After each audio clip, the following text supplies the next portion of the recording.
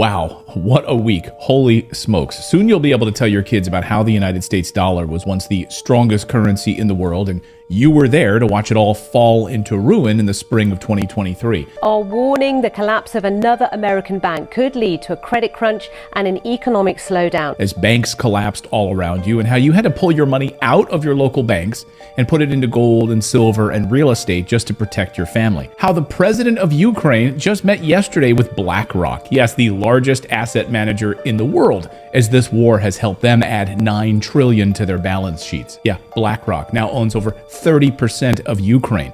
You don't think this was all planned? What a clown world we are living in. This weekend, gold hit a brand new record high as people freak out about government currencies, which are, of course, tanking. And this week, we entered the most dangerous period yet, with economists saying this could be worse than the Great Depression or the financial crisis of 2008. Inflation is going to get worse, and so is the current financial crisis. And nobody wants to admit we're in a financial crisis. It is worse than the one we had in 2008. It's just getting started.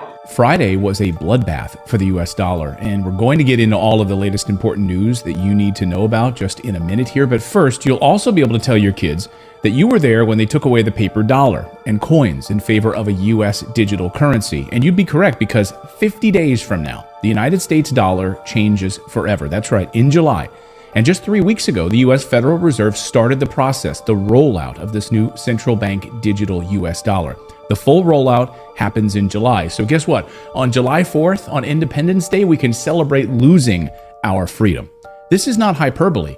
Your freedom to use cash the way you want to is going to change forever, just like what Europe did a few weeks ago, making it illegal to spend cash over $1,000 or 1,000 euros. You can't use 1,000 euros to pay cash. Maybe you want to get some trees removed in your yard and you want to pay the gardener to do that. You can't pay him in cash anymore. Can you imagine?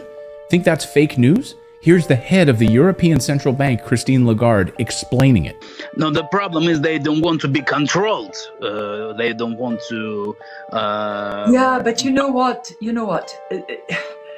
Now we have in Europe this threshold. Above 1,000 euros, you cannot pay cash. If you do, you are on the grey market. You take your risk. You get caught, you are fined, or you go in jail. So no biggie, you can't spend your own money without the government tracking you, and you can go to jail for it.